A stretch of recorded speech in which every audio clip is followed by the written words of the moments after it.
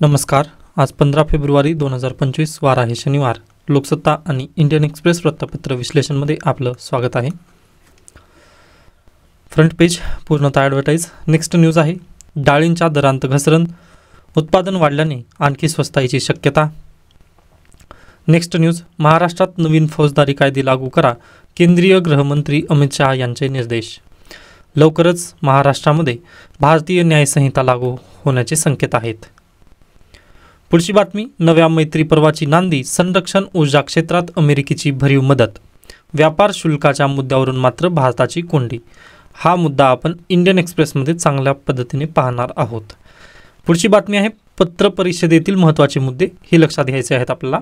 तर पहा, भारत पश्चिम आशिया युरोप महामार्गाबद्दल मतैक्य, एकत्रितपणे महान व्यापारी मार्ग उभारण्याचा विश्वास. G20 परिषद 2023 येथील आठवत असेल तुम्हाला, त्या परिषदेमध्ये एक सिग्निफिकन्स आलं होतं की आपण भारतापासून ते युरोपियन युनियनपर्यंत आपण काय महामार्ग तयार करणार होतो. ओके, मग त्याला डोनाल्ड ट्रम्प यांनी पण संमती दर्शवलेली आहे. पुढे पूर्व लडाखमधील चीनबरोबरील संघर्ष वाईट असल्याची ट्रम्प यांची टिप्पणी. चीन, रशिया, भारत, अमेरिका या सर्वांचे संबंध चांगले राहावे अशी अपेक्षा. पहा, एक सिग्निफिकंट न्यूज आहे, म्हणजे इंडिया त्यामध्ये आहे, पण चायना आणि रशिया, ओके, आता रशिया आणि भारत दोघांचं चांगल्या पद्धतीने आहे, परंतु भारत आणि चायना त्यासोबत चायनाचं अमेरिकेसोबत पण तेवढ्या पद्धतीने जमत नाही. तरी देखील ह्या जे संपूर्ण हे जे 4 देश आहेत ना, हे रायझिंग इकॉनॉमी आहेत.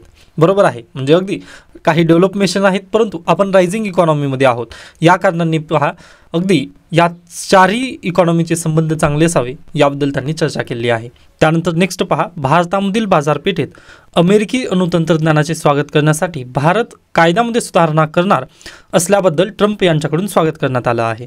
आता पहा, ही जी घटना आहे ना, थोडंसं ही निगेटिव्ह पॉईंट ऑफ व्ह्यू आपला दर्शवते.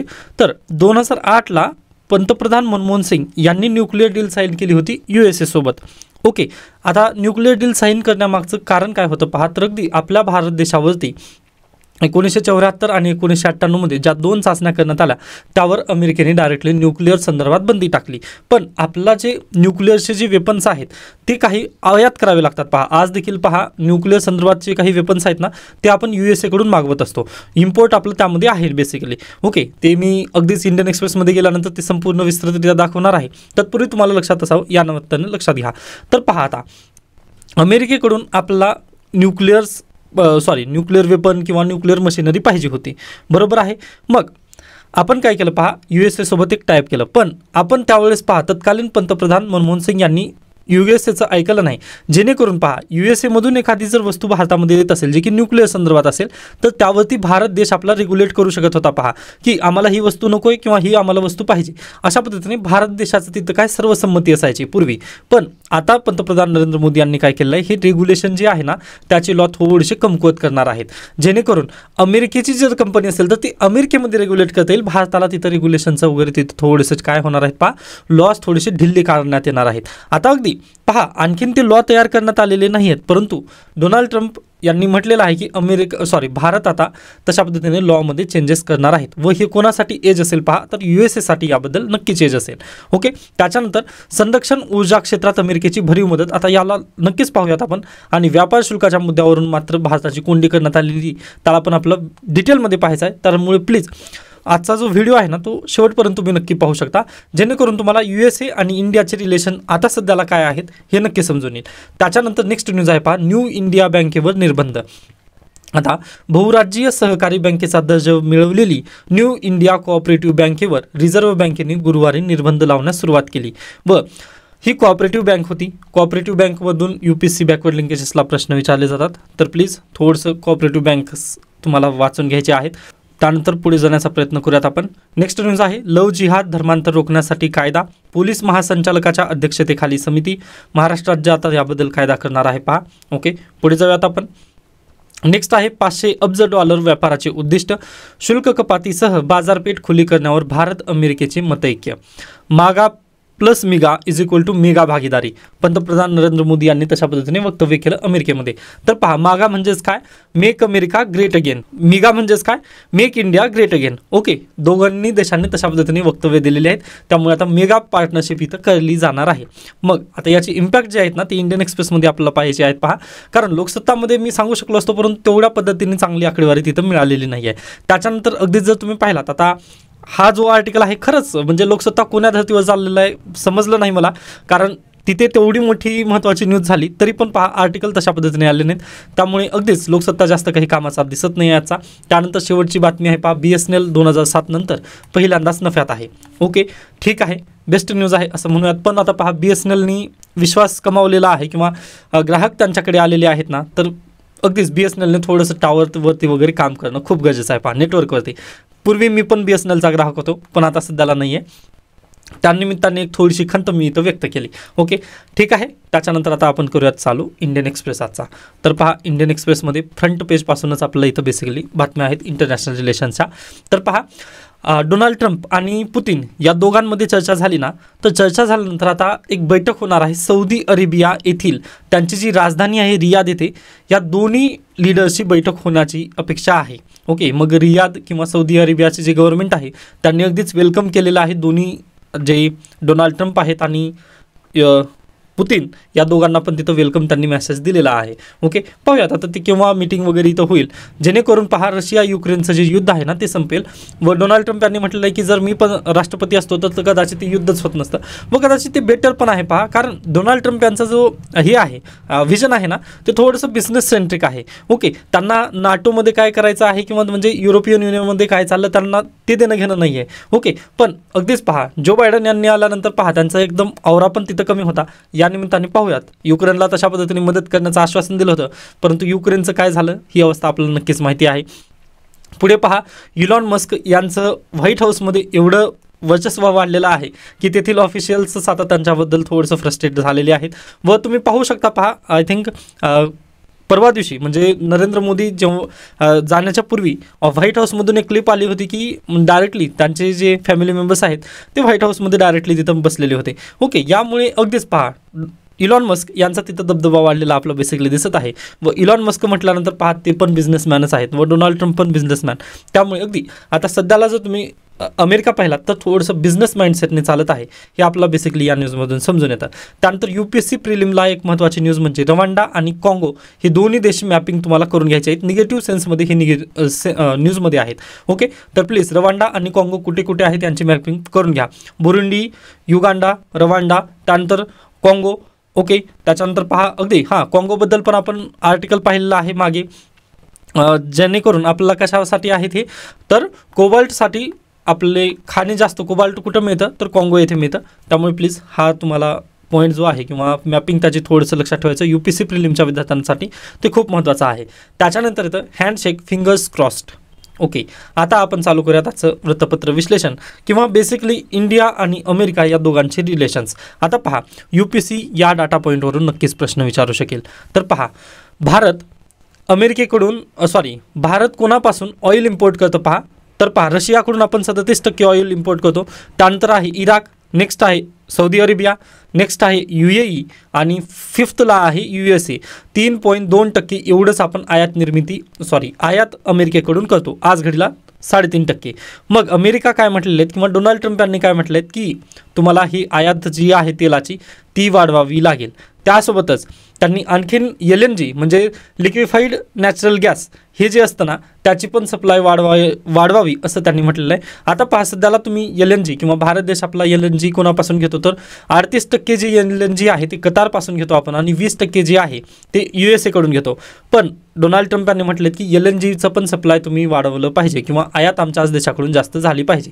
आता याचा इम्पॅक्ट कसा पडेल मग पहा, आज घडीला रशियाकडून आपण 37% जर ऑइल घेत असो तर रशियाला आपण रुपयामध्ये पे करतो, रुपयामध्ये आपण पेमेंट करतो, बरोबर आहे. पण जर उद्या चालून आपण USA कडून ऑइल इम्पोर्ट करायला लागलो किंवा जे 20% LNG आहे आता ते जर 40% जर LNG आपण फक्त अमेरिकेकडून जर करायला लागलो तर काय होणार आहे पहा, रुपयामध्ये आपल्याला पेमेंट करता येईल का तर बिलकुल नाही. ओके, तर आपल्याला डॉलरमध्ये हे पेमेंट द्यावं लागेल. डॉलरमध्ये पेमेंट द्यावं लागेल म्हणजेच काय, आपल्या देशामध्ये डॉलरची मागणी वाढेल. ओके, व डॉलरची मागणी वाढली आणि पुरवठा तशा पद्धतीने होणार आहे का आपल्या देशाला, तर पुरवठा तिथं कमी होईल डॉलरचा. मागणी वाढली आणि पुरवठा कमी झाला म्हणजेच काय, रुपया पडणार की वर येणार, तर अगदीच पहा रुपया आणखीन खाली कोसळणार. आज घडीला किती आहे, 87 रुपये इज इक्वल टू $1 आहे. अगदी त्याच धर्तीवर जर असंच चालत राहिलं तर आपल्याला काय, रुपया तिथं कोसळण्याचे चान्सेस इथं बेसिकली दिसत आहे. हा झाला मुख्य पॉईंट ह्या न्यूजमधून. बाकी पहा, हे जे टॉप सप्लायर्स आहेत, हा परीक्षेला पॉईंट येऊ शकतो. हे कुठून आलेलं आहे पहा, इकॉनॉमिक सर्वेमध्ये हे पॉईंट दिलेला आहेत. Okay, I hope he news तुम्हाला समजलेली असेल. त्याच्यानंतर पहा, डोनाल्ड ट्रम्प यांनी काय केलेले आहेत, तर आता यासाठी ना आपल्याला कुठं जावेल पहा, इकॉनॉमिक सर्वेचे ही 2 टेबल मी आणलेले आहेत. ओके, आपल्या जे टेलिग्राम चॅनल आहे त्यावरती पण मी हे टेबल पाठवलेलेच आहेत. पहा, आता भारत देश ना इम्पोर्ट काय करतो पहा, अमेरिकेमधून इम्पोर्ट जर तुम्ही पाहिलात तर 2,13,725 एवढे करोड रुपयाचं आपण काय करतो पहा, इम्पोर्ट करतो.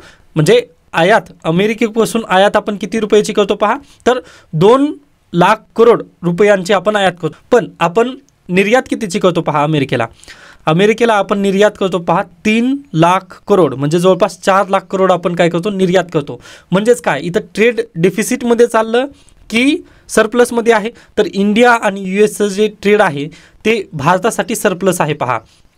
ओके, म्हणजे काय करतो पहा, आपण 2 लाख करोड त्यांना पाठवतो व आपण किती त्यांच्यापासून घेतो, तर आपण त्यांच्याकडून 2 लाख करोड आपण अमेरिकेकडून 2 लाख करोड रुपयांच्या वस्तू विकत घेतो व त्यांना आपण 4 लाख करोड रुपयांच्या वस्तू पाठवतो. म्हणजे आपल्याला इथं काय, प्लस 2 लाख करोडचा इथं फायदा आहे भारतासाठी, प्लस 2 लाख करोड. व पहा, हेच आयात आणि निर्यात तुम्ही चायनाच्या सेंट्रिक जर पाहिलात तर आता हे काय आहे, निर्यात आहे. भारत देश निर्यात चायनाला किती, फक्त पहा 1.57, म्हणजे 1 लाख करोड रुपयांची काय करतो आपण, निर्यात करतो चायनाला. व त्यांच्याकडून आपण किती घेतो पहा, कुठे गेला चायना, तर 4.82, म्हणजे पहा 2 लाख करोड. आता 1.57 आहे ना, त्यामुळे 1.5 करोड घ्या. ओके, जर आपण 1.5 करोड किंवा 2 करोड जरी म्हटलात, 2 करोडचा आपण काय करतो, त्यांना विकतो व आपण आणतो किती, आयात कितीची करतो पहा, 5 लाख करोड रुपयांची आपण काय करतो, आयात करतो. मग मला सांगा, USA सोबत आपलं ट्रेड सरप्लस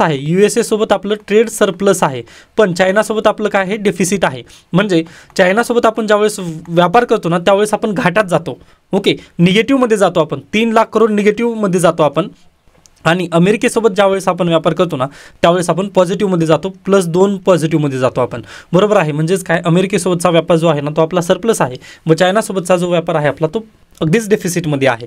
हा पॉईंट लक्षात घ्या तुम्ही. मग अगदी तशाच पद्धतीने झालेला आहे पहा, ज्यावेळेस डोनाल्ड ट्रम्प सत्तेत आले ना, डोनाल्ड ट्रम्प यांना काय समजलं पहा, की भारतासोबत आपण डेफिसिटमध्ये आहोत. आता एकीकडे मी काय म्हटलं तुम्हाला, की भारत देश अमेरिकेसोबत काय आहे, सरप्लसमध्ये आहे. बरोबर, 2 लाख करोडने आपण सरप्लसमध्ये आहोत अमेरिकेसोबत व्यापार केल्यानंतर. मग भारत देश सरप्लसमध्ये आहे म्हणजेच अमेरिका काय असेल पहा, डेफिसिटमध्ये असेल. बिलकुल, म्हणजे आपल्याकडे पॉझिटिव्ह तर त्यांच्याकडे निगेटिव्ह नक्कीच असणार आहे ना. अगदी तसंच झालं पहा, डोनाल्ड ट्रम्प यांना समजलं की बा आपण डेफिसिटमध्ये आहोत. मग यामुळे त्यांनी काय म्हटले की नाही हे चालणार नाही, तुम्हाला काय करावं लागेल, मग आमच्याकडून भरभरून वस्तू खरेदी कराव्या लागेल. मग आम्ही म्हटलं की आम्हाला गरज नाही त्या वस्तूंची, तरी पण तुम्हाला खरेदी करावं लागेल. मग आता कोणते बायलॅटरल ॲग्रीमेंट होणार आहेत पहा, ते लक्षात घ्या तुम्ही. ओके, इंडियन एक्सप्रेसमध्ये ना खूप बेस्ट पद्धतीने दिलेलं आहे ते. ओके, हां, तर पहा, काल एवढे ॲग्रीमेंट त्यांच्यासोबत झालेले आहेत. तर डिफेन्स सेक्टरमध्ये पण आपण काय ॲग्रीमेंट करून आलं का, तर डोनाल्ड ट्रम्प यांनी म्हटले की आपलं भारत देश आणि अमेरिका या दोघांमध्ये ट्रेड डेफिसिट आहे. अमेरिकेच्या दृष्टिकोनातून जर तुम्ही पाहिला तर तिथं काय होत आहे पहा, अमेरिकेचा घाटा होत आहे, कारण भारताकडूनच ते जास्त वस्तू घेत आहेत. मग त्यांनी म्हटलं की नाही, आता काय करायचं, भारताने पण आमच्याकडून काहीतरी खरेदी करणं गरजेचं आहे, जेणेकरून पहा हे जे ट्रेड सरप्लस आणि ट्रेड डेफिसिट चाललेलं आहे +2 जे भारतासाठी आहे ना ते -2 व्हावं व असं करून हे 0 व्हावं, म्हणजे 0 बॅलन्स ऑफ पेमेंटमध्ये हे परिपूर्णरित्या इक्वल व्हावं, यासाठी अमेरिका आता प्रयत्न करत आहे. त्यामुळे डोनाल्ड ट्रम्प यांनी पंतप्रधान नरेंद्र मोदी यांना डिफेन्स सेक्टर संदर्भात काही तिथं हे लावले पहा, किंवा म्हणजे न्यू इनिशिएटिव्हवरती साईन करायला लावले पहा त्यांनी. ओके, इथं मी न्यू इनिशिएटिव्ह वगैरे साईनसाठी त्यांना म्हणजे इथं दिलेलं आहेत. ओके, 10 इयर म्हणजे आता 2035 पर्यंतचा आपलं एक व्हिजन तिथं त्यांनी साईन केलेलं आहे पंतप्रधान नरेंद्र मोदी यांनी. ओके, की भारत आणि अमेरिका या दोघांनी डिफेन्स सेक्टरमध्ये नवीन इनिशिएटिव्ह या पुढच्या 10 वर्षांमध्ये त्यांना प्राप्त करायचा आहे.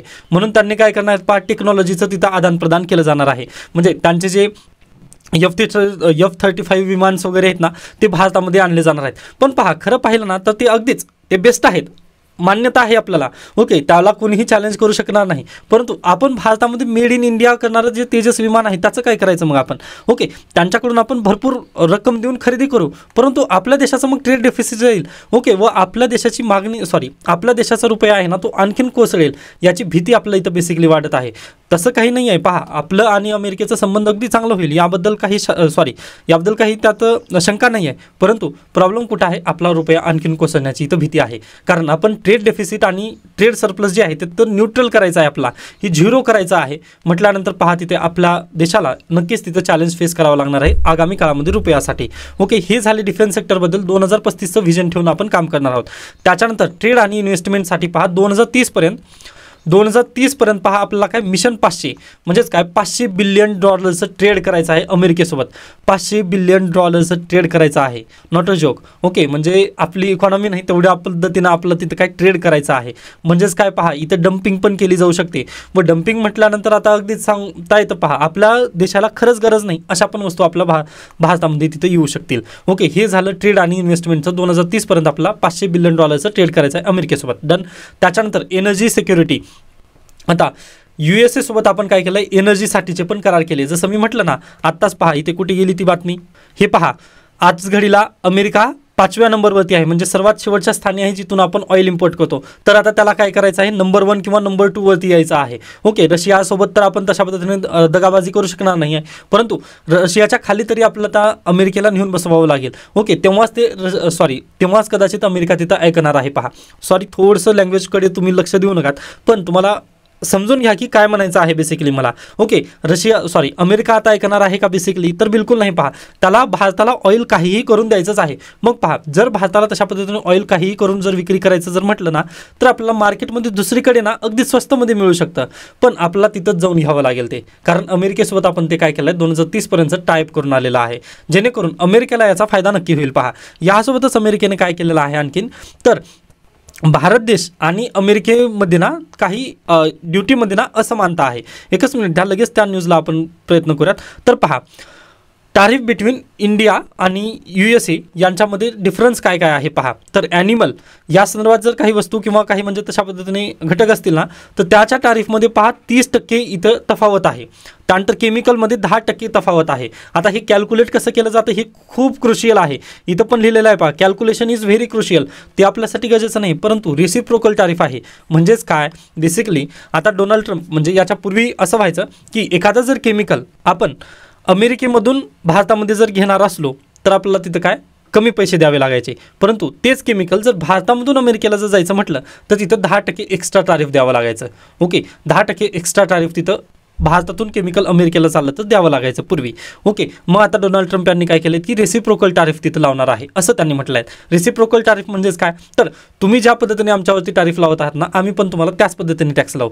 मग आता तेच होणार आहे. पहा, जर आपण फुटवेअर, ओके, आज घडीला जर तुम्ही भारतातली फुटवेअर जर अमेरिकेला जात असतील तर त्यावरती 17.2% एक्स्ट्रा टॅरिफ तिथं लागतं. पण आता अमेरिका काय करणार आहे, तशाच पद्धतीने जर एखादी फुटवेअर जर भारतामध्ये त्यांनी पाठवत असतील तर त्याच्यावरती पण त्यांनी 17.2% एवढं टॅरिफ त्यांनी लावणार आहेत. ओके, यामुळे काय होणार आहे पहा, अगदी त्यांचं ट्रेड डेफिसिट जे आहे ती न्यूट्रल होईल, परंतु याचं चॅलेंज नक्कीच भारताला इथं बेसिकली दिसणार आहे. पहा, ओके, आता काही विद्यार्थ्यांना म्हणजे हे बेसिकली काय बोलत आहे मी हे खरंच समजत नसेल. पहा, ओके, आता अगदीच पहा, मी पण याला काय केलं आहे, एकत्रितरित्या करण्याचा प्रयत्न केला आहे. तुम्ही जर एक आर्टिकल वाचत बसलात ना तर तुम्ही अगदीच लांब होणार आहात, परंतु जर तुम्ही याला एकत्रितरित्या जर पाहिलात ना तर बेस्ट पद्धतीने हे समजून घेऊ शकेल. आय होप तुम्हाला हे सर्व समजत असतील गोष्टी. पण एखाद्या विद्यार्थ्याला जर समजत नसेल ना तर प्लीज त्यांनी एकदा इकॉनॉमिक्सचा कन्सेप्ट समजून घ्या. बॅलन्स ऑफ पेमेंटमध्ये हे घटक आहेत. पहा, बॅलन्स ऑफ पेमेंट म्हणजे आमदनी अटर्नी खर्चा रुपया ज्या पद्धतीने आपण इन्कम टॅक्सबद्दल बोलतो ना, अगदी त्याच धर्तीवर बॅलन्स ऑफ पेमेंट पण असतं. म्हणजे इंटरनॅशनल ट्रेड आपलं कसं चालतं याबद्दल हे आपण बेसिकली शिकत आहोत. ओके, तर हा पॉईंट तुम्हाला लक्षात घ्यायचा आहे. त्याच्यानंतर आज घडीला जर तुम्ही फ्यूलबद्दल पाहिलात म्हणजे इंधन, तर बेसिकली भारतामधून जर एखादं इंधन अमेरिकेला जर जात असेल ना तर तिथे 6.8% एवढं रेट आहे, म्हणजे टॅरिफ आपण एक्स्ट्रा लावलेली आहे. मग आता अमेरिका काय म्हणत आहे की तुम्ही आमच्या देशावरती जास्त टॅरिफ लावलात ना, तर आम्ही पण तुम्हाला तेवढ्याच पद्धतीने बॅकफायर करणार आहोत व तेवढंच आम्ही तुम्हाला टॅरिफ लावणार आहोत. त्यामुळे भारताला आता पहा मनमानी पद्धतीने टॅक्स तिथं लावता येत नाही. हा एक बेसिकली तिथं प्रॉब्लेम आहे. यासोबतच आपल्याकडे एक PLI म्हणून स्कीम आहे पहा, production linked incentive. Okay, production link incentive ही जी स्कीम आहे ना, ती आता बंद करावी लागेल. कारण जे अमेरिका आहे ना, त्यांचं म्हणणं काय आहे, आता हा आपला प्यारा भारत आहे, या प्यारा भारतमध्ये एखादी जर वस्तू बनत असेल तर ती वस्तू भारतामध्ये कन्झ्युम न करता दुसऱ्या देशामध्ये जावी, यासाठी भारत सरकार काय करतं पहा, त्यांना पैसे देतं. तुम्ही एक्सपोर्ट करा, आम्ही तुम्हाला मदत करू, असं म्हणत भारत सरकार पैसे देतं. जो कोणी ती वस्तू बनवत आहे ना, त्याला ती पैसे देतं. मग आता अमेरिकेला हे समजलेलं आहे की भारत सरकार PLI अशा नावाची एक स्कीम चालवत आहे व त्या स्कीम अंतर्गत जर एखादी वस्तू भारत देशामध्ये बनत असेल तर त्याला दुसऱ्या देशामध्ये प्लांट करण्यासाठी ते काय देतं, पैसे देतं. म्हणून हे अमेरिकेला समजल्यानंतर अमेरिका थोडंसं आगबबुला झालेला आहे की बाबा नाही, ही नॉट ऑलवे. ओके, तुम्हाला काय करायचं आहे तर ही स्कीम अशा पद्धतीच्या ज्या काही आहेत जी की एक्सपोर्टला चालना देत आहेत ना, ती तुम्हाला बंद करणं अपेक्षित आहे, असं डोनाल्ड ट्रम्प यांनी सांगितलेलं आहे. ओके, आता अगदीच पहा, मान्य आहे आपण भरपूर गोष्टींबद्दल अमेरिकेसोबत सहमत झालेले आहेत. जसं की पहा, इथं मी म्हटलं ना, तर डिफेन्स सेक्टर आहे, त्यानंतर कुठे गेला ट्रेड आणि इन्व्हेस्टमेंट आहे, एनर्जी सिक्युरिटी, त्यासोबतच पहा टेक आणि इनोव्हेशन. आता टेक आणि इनोव्हेशनमध्ये म्हटल्यानंतर पहा इंडसएक्स. ओके, आता एक्स जी कंपनी आहे ती कोणाची, इलॉन मस्क यांची. व आत्ताच पहिलीच न्यूज तुम्ही पाहिलात ना, व्हाईट हाऊसमध्ये दबदबा कोणाचा वाढला, इलॉन मस्क यांचा. त्यामुळे पहा स्पेसमध्ये, त्यानंतर स्टारलिंक प्रोजेक्ट येणार आहे भारतामध्ये. म्हणजे प्रत्येक गोष्ट ना आता अमेरिका भारतामध्ये जास्त पद्धतीने डम्पिंग करायला चालू करू शकेल. पहा आता डम्पिंग इथं शब्द योग्य पडणार नाही आहे, परंतु आपल्याला जे काही आवश्यक नाही आहे ना, ते पण गोष्टी इथं येऊ शकतील. जसं की पहा, आज घडीला आपल्याकडे जिओ आहे व ते बेस्ट चालतं असं म्हणू शकतो आपण. ओके, व आता अगदीच स्टारलिंक आल्यानंतर काय होणार आहे पहा, जिओला इथं काय कम्पिटिशन लागेल. ओके, जिओला आणि एअरटेलला कम्पिटिशन लागेल. मग यामध्ये BSNL तिथं राहू शकेल का, किंवा VI जी कंपनी आहे ती राहू शकेल का, तर टिकू शकणार नाही. पहा स्टारलिंक आल्यानंतर ते सॅटेलाईट इंटरनेट आहे. मग जिओला आपण काय करावं लागेल पहा, सॅटेलाईट इंटरनेट प्रोव्हाइड करावं लागेल. मग त्यासाठी भारत देशामधील जे जे इंटरनेटचे प्लॅन आहेत ना, ती वाढतील, बरोबर आहे, ती इन्क्रीज होतील. मग हा जो निर्णय आहे तो आपल्या सेंट्रिक जास्त आहे का कमी आहे, तर अगदीच पहा आपल्या खिशामधून जर जास्त पैसे जाणार असतील तर ते अगदीच आपल्याला थोडंसं निगेटिव्ह सेन्समध्ये जातं. हां, नक्कीच सॅटेलाईट इंटरनेट मिळणार आहे आपल्याला, परंतु आज घडीला आपल्याजवळ टावर आहेत, मग त्याचं काय करणार आहात तुम्ही, बरोबर आहे ना. मग यामुळे काय होतं पहा, थोडंसं भारतीयांच्या खिशाला कात्री तिथं बेसिकली लागू शकते. कारण जिओला डायरेक्टली स्टारलिंक प्रोजेक्ट काय करतं पहा, कम्पिटिशन देणार आहे. मग कम्पिटिशन जर तसं भेटलं तर नक्कीच पहा इंटरनेटचे प्राईस वगैरे तिथं नक्की वाढतील. जसं पहा जिओ आल्यानंतर BSNL, वोडाफोन, आयडिया, त्यानंतर एअरटेल यांना अगदीच कम्पिटिशन प्राप्त झालं तिथं. व बाकीचे जे टाटा डोकोमो होते, त्यानंतर रिलायन्स, त्यानंतर टेलिनॉर सिम तुम्ही ऐकले असाल पहा किंवा पाहिली असाल टेलिनॉर वगैरे, ते सर्व बुडाले ना. अगदी तशाच पद्धतीने इथं समस्या होऊ शकते. पहा VIचं पुन्हा मार्केट तिथं कोसळू शकतं. मग ही समस्या तिथं बेसिकली येऊ शकेल. म्हणजे आज घडीला मान्य आहे टेक्नॉलॉजी आहे, आपण त्याला मान्यता देणं अपेक्षित आहे, परंतु पहा जर आपल्याला ती गरजच नसेल तरी पण आपल्याला ते आता बळजबरी घेणं गरजेचं आहे. ओके, ह्या पद्धतीने पहा $500 बिलियन आपला काय ट्रेड करायचा आहे 2030 पर्यंत अमेरिकेसोबत. ओके, त्याच्यानंतर पहा जे आर्टिफिशियल इंटेलिजन्स आहे ना, त्यासोबत पण आपला तिथं करार करून आलेले आहोत आपण. म्हणजे अगदी अद्याप करार झाले नाहीत. बायलॅटरल ट्रेड जो आहे, बायलॅटरल ट्रेड ॲग्रीमेंट जी आहे ना, ती येणाऱ्या काळामध्ये होणार आहे. पहा note of caution, what bilateral trade deal with US cooled mean for India. Okay, जे काही आता आगामी या वर्षाच्या शेवटी आपण बायलॅटरल ट्रेड ॲग्रीमेंट करणार आहोत अमेरिकेसोबत. ओके, अद्याप झालेलं नाही बायलॅटरल ट्रेड ॲग्रीमेंट, पण आगामी काळात नक्की होईल. मग ते झाल्यानंतर पहा त्याचे इम्प्लिकेशन्स आपल्या देशावरती नक्की दिसायला येणार आहेत. ओके, त्याच्यानंतर अगदीच जर तुम्ही पाहिलात तर top imports from the USA आणि top export to the USA हे तुम्ही लक्षात घेऊ शकता. तर पहा आज घडीला भारत देश आयात काय करतो अमेरिकेकडून, तर पहा पहिला आहे minerals, fuels and oils. Okay, जे खनिजं आहेत ते आपण आयात करतो. त्याच्यानंतर precious, semi precious stones, okay, diamonds वगैरे जे आहेत ना ते आपण अमेरिकेमधून घेतो. त्यानंतर न्यूक्लिअर रिॲक्टर्स आणि बॉयलर्स. समजलं ना हा पॉईंट. मी पहिल्यांदा जी न्यूज घेतली होती त्यामध्ये हे सांगण्याचा प्रयत्न केला होता. न्यूक्लिअर रिॲक्टर्स जे न्यूक्लिअर डील 2008ची होती त्यामधूनच हे आलेलं आहे. त्याच्यानंतर इलेक्ट्रिकल मशिनरी जी आहे ते आपण 2.5% घेतो आणि एअरक्राफ्ट अँड पार्ट्स हे 2.25%, म्हणजे जे बोईंग विमान वगैरे जे असतात ते आपण अमेरिकेकडून बेसिकली आयात करतो. त्याच्यानंतर आपण अमेरिकेला काय देतो पहा, तर अगदीच इंजिनिअरिंग गुड्स. ओके, चांगल्या टेक्नॉलॉजीच्या जे वस्तू आहेत ते आपण देतो. त्यानंतर इलेक्ट्रॉनिक गुड्स देतो आपण. त्यानंतर जेम्स अँड ज्वेलरी, आपण तिकडून डायमंड जर घेऊन आलो तर आपली ज्वेलरी त्यांना नक्कीच देतो. त्याच्यानंतर ड्रग्स अँड फार्मास्युटिकल, ड्रग आणि फार्मास्युटिकलचा तर बिझनेस आपल्या भारतामध्ये खूप आहे पहा. ओके, आणि शेवटचं आहे पेट्रोलियम प्रोडक्ट्स. ओके, अशा पद्धतीने आपण काय करतो पहा, अमेरिकेला जास्त पद्धतीने निर्यात करतो, परंतु आपण आयात करतो का अमेरिकेकडून, तर आयात कमी करतो. यामुळेच डोनाल्ड ट्रम्प सध्याला थोडेसे संतापलेले आहेत व त्यांनी अगदीच आपल्या सेंट्रिक पण काही निर्णय दिलेले आहेत, परंतु 500 बिलियन डॉलरचा जो ट्रेड आहे ना, तो थोडासा आपल्या अंगलट येण्याचे चान्सेस आहेत. कारण मी म्हटलं ना, तर होणार काय आहे, त्यामुळे आपल्या रुपयाची घसरण आणखीन जास्त तिथं वाढू शकेल. कारण आज घडीला आपण चांगल्या पद्धतीने आज घडीला आपण चांगल्या पद्धतीने तेलाची जी आयात आहे ना, ती रशियाकडून करत आहोत व त्यामध्ये आपल्याला काही गैर वाटत नाही आहे. परंतु जर आपण ते अमेरिके सेंट्रिक जर गेलो ना, तर अगदीच पहा, अमेरिका आपल्याला काय डायरेक्टली डॉलरमध्येच तिथं रक्कम अदा करावी लागेल. मग डॉलरमध्ये जर ते आपल्याला ट्रेड करायचं जर म्हटलं तर डॉलरची मागणी वाढेल व त्याचा इम्पॅक्ट आपल्या रुपयावरती होण्याचे चान्सेस आहेत. डन, आय होप हा पॉईंट तुम्हाला समजलेला असेल. त्याच्यानंतर मागे न्यूजकडे जाऊयात. आता पहा, ही न्यूज खऱ्या अर्थाने चर्चा करण्याची आवश्यकता नाही आहे, तरी पण vice president of India Jagdeep Dhankhar यांनी स्टेटमेंट दिलेलं आहे. आता अगदीच पहा, यांनी पण कॉन्स्टिट्युशनल पोस्टवरती आहेत व अशा पद्धतीने वक्तव्य, म्हणजे कॉन्स्टिट्युशनल पोस्टवरती असल्यानंतर कोणी व्यक्ती तशा पद्धतीने वक्तव्य करत नसतात, पण व्हाय डोंट नो. ओके, अशा पद्धतीने यांची वक्तव्य येत असतात. पण पहा, आपण यांना तवज्जो देऊ नये. खऱ्या अर्थाने जर तुम्ही म्हटलात ना, तर अशा पद्धतीने जे स्टेटमेंट येतात यांना तवज्जो द्यायचं नाही. प्लीज तुम्ही पर्सनली वगैरे घेऊ नका.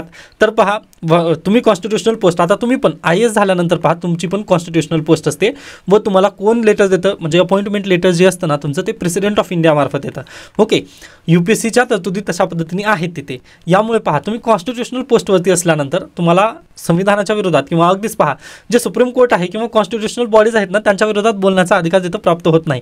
पण यांनी काय म्हटलं, CGI कशा पद्धतीने घेत आहेत, जाऊ द्यात, म्हणजे स्किप केलेलंच बेटर असेल ती न्यूज.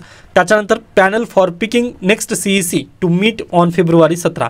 ओके, आता सध्याला chief election commissioner Rajiv Kumar हे 18 फेब्रुवारीला निवृत्त होणार आहेत. त्यांच्या जागी नवीन chief election commissioner of India येणार आहेत. मग त्यांची निवड करण्यासाठी पहा, पंतप्रधान मोदी यांचं जे निवासस्थान आहे तिथे राहुल गांधी, त्यानंतर अमित शहा आणि पंतप्रधान नरेंद्र मोदी या तिघांची बैठक आहे. का, तर हेच 3 पॅनल आहेत पहा. याच्यापूर्वी यामध्ये CGI पण होते, पण भारत सरकारने अमेंडमेंट केली व CGIला त्यांनी काढून टाकलं या बैठकीमधून. ओके, त्यामुळे आता कोण कोण आहेत या बैठकीमध्ये, तर एक कॅबिनेट मिनिस्टर, दुसरे आहेत PM आणि तिसरे आहेत ऑपोजिशन पार्टीचे लीडर किंवा leader of opposition in Lok Sabha. या तिघांनी मिळून काय करणार आहेत, CEC निवडणार आहेत. पण यामध्ये पारडं जास्त कोणाचं जड आहे, तर अगदीच केंद्रीय मंत्री अमित शहा आणि नरेंद्र मोदी या दोघांचं पारडं जड आहे व जे लीडर ऑफ अपोजिशन आहे त्यांचं पार्ट कमी आहे. या कारणाने अगदीच जे BJP म्हणेल, म्हणजे जो जिजाजी बोलेंगे वो मैं करूंगा, अगदी तशा पद्धतीने इथं झालेलं आहे. डन. त्याच्यानंतर पुढे अगदीच पहा, दुसरी काही बातमी तर दिसत नाही आहे पहा.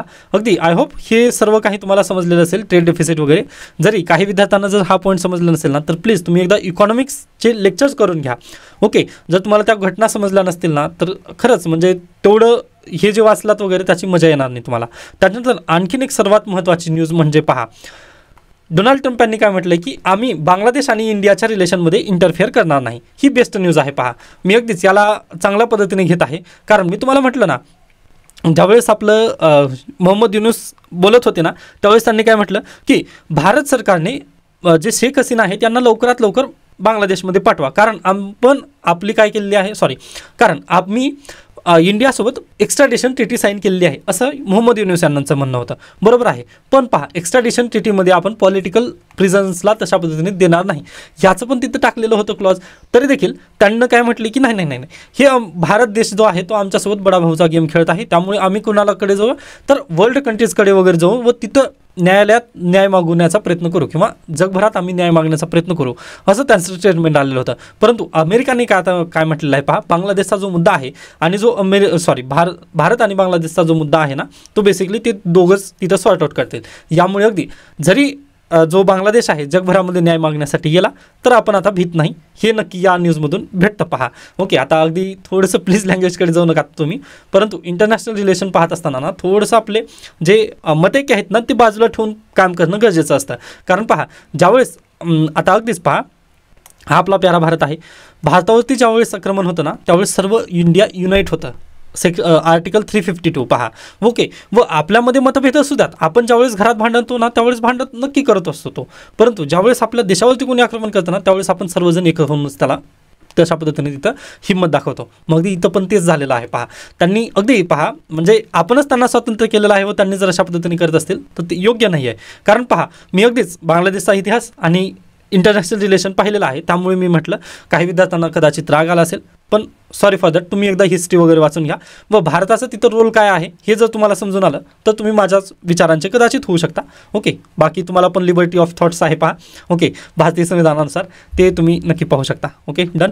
बाकी याच्यामध्ये आणखीन न्यूज काय राहिली का? हां, तर राणाज एक्स्ट्रॅडिशन पहा. ओके, आता USA सोबत पण आपली एक्स्ट्रॅडिशन ट्रिटी आहे. तर आता राणाला डोनाल्ड ट्रम्प काय करणार आहेत, भारताच्या हातामध्ये सोपवणार आहेत व ती बेस्ट न्यूज आहे आपल्यासाठी. मग भारतामध्ये राणाचं एक्स्ट्रॅडिशन झाल्यानंतर पहा त्यावरती अगदीच भारत देशामध्ये तिथं सुनावणी वगैरे होईल. पाहूयात या न्यूजचं पण पुढे काय होईल ते. ओके. म्हणजे ही न्यूज सध्याला बनण्यामध्ये आहे. ओके. तर अशा पद्धतीने आजचं लोकसत्ता आणि इंडियन एक्सप्रेस इथं संपतं. याबद्दल काही शंका काही सजेशन असतील तर नक्की मला सांगू शकता. पहा, थोडंसं मी फास्ट फॉरवर्डिंगमध्ये बेसिकली घेत आहे, कारण अगदी पहा मला दुसरीकडे पण लक्ष देणं गरजेचं आहे. ओके. व अगदीच मी म्हटलं ना की 99 दिवस राहिले आहेत आता UPSC प्रिलिमसाठी व त्यानिमित्ताने थोडंसं वेळ कमी आहे. व अगदीच पहा आगामी दिवसांमध्ये जर एक दिवस लेक्चर्स जर आले नाहीत ना तर पॅनिक नका होऊ. मी आजचं उद्या वगैरे तशा पद्धतीने कंटिन्यू करण्याचा प्रयत्न नक्की करेन. ओके. एका दिवसाचं दुसऱ्या दिवशी आपण पूर्ण न्यूजपेपर ॲनालिसिस वगैरे करणार आहोत. निश्चिंत राहा तुम्ही. मी कुठेही जात नाही आहे, परंतु थोडंसं प्रिलिमला कमी वेळ आलेला आहे, या निमित्ताने थोडंसं दुसऱ्या विद्यार्थ्यांना वेळ देणं मला गरजेचंच आहे. ओके. इथे थांबतो. याबद्दल शंका काही सजेशन असतील तर नक्की सांगू शकता. धन्यवाद.